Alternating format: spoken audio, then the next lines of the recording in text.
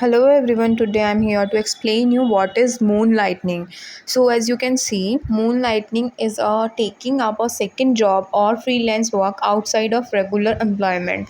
So basically इसमें क्या होता है कि एक एम्प्लॉय है वो अपनी परमानेंट रेगुलर जो जॉब कर रहा है उसके बाद भी वो सेकंड जॉब करता है, जिसे हम कहते हैं साइड जॉब। इसमें क्या होता है कि एक एम्प्लॉय होता है वो अगर कोई परमानेंट रेगुलर जॉब कर रहा है कहीं किसी कंपनी में, उसके साथ साथ वो किसी और कंपनी में भी एक्स्ट्रा वर्क करता है। तो अगर वो दोनों जगह पे अगर वर्क कर रहा है तो उस कॉन्सेप्ट को बोलते हैं मून लाइटनिंग। जैसे कि इसमें लिखा भी गया है कि मुख्य नौकरी के अलावा किसी दूसरी नौकरी या फ्रीलांस काम करना मून लाइटनिंग कहलाता है। ये एग्जाम्पल भी दिया गया है। He is moon lightning as a content writer while working full time in MNC। तो इसी कॉन्सेप्ट को हम इस तरह से भी समझ सकते हैं कि कोई एम्प्लॉय है वो एक और एक्स्ट्रा जॉब कर रहा है अपनी प्राइमरी एम्प्लॉयमेंट से अलग फॉर एक्स्ट्रा इनकम, जिसमें कि उसे प्राइमरी जो उसकी कंपनी है उसको नहीं पता है कि वो सेकेंडरी कोई वर्क भी कर रहा है।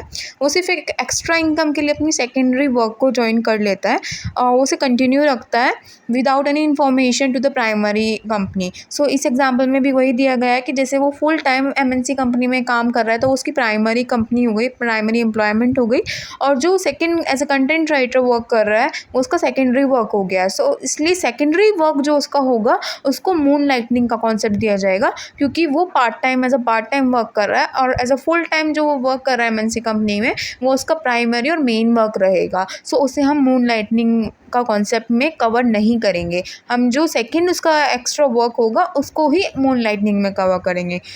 According to the US legals, moonlighting is also known as like जो पर्सनस होते हैं वो जो नॉर्मल वर्किंग आवर्स होते हैं 9 to 5 के टाइम में जो वर्क कर रहे हैं उसको वो प्राइमरी वर्क ही कहलाया जाता है, लेकिन जो उसके बाद जो एक्स्ट्रा वर्क करते हैं मोस्टली एट नाइट उस वर्क को मूनलाइटनिंग कॉन्सेप्ट में कवर्ड किया जाता है।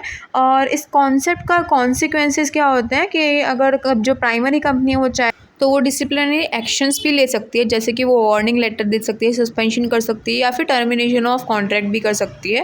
सो कंपनी चाहे तो कोई भी लीगल एक्शन ले सकती है एज़ पर द गाइडेंस।